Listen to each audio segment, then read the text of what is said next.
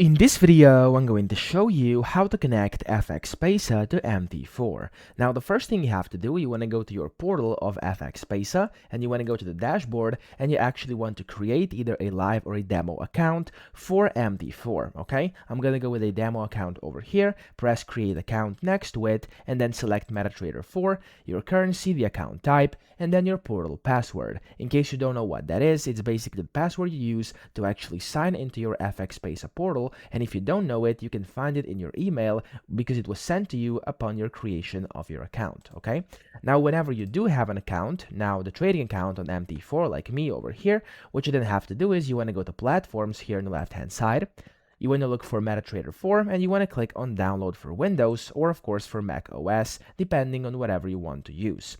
Here, that would download to your computer. You want to click on it and it's going to open up as a kind of new window inside your computer here where you want to click on next, and then it's going to start installing, which is usually just a few seconds. So this is going to take like 10 seconds or so, and then you'll be able to see the finish button down here at the bottom right. So whenever that's ready, just click on the finish. There we go.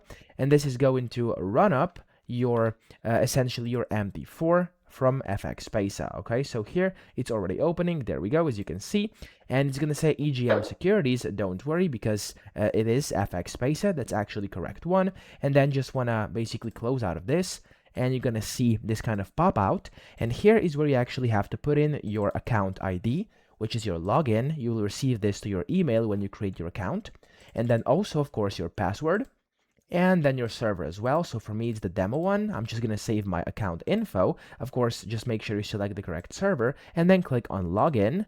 And whenever you do this, you'll basically get logged in into your account. Okay, so that's how you connect it. I hope this video helped you out. If it did, please subscribe to the Incoming channel mail. and help me out as well.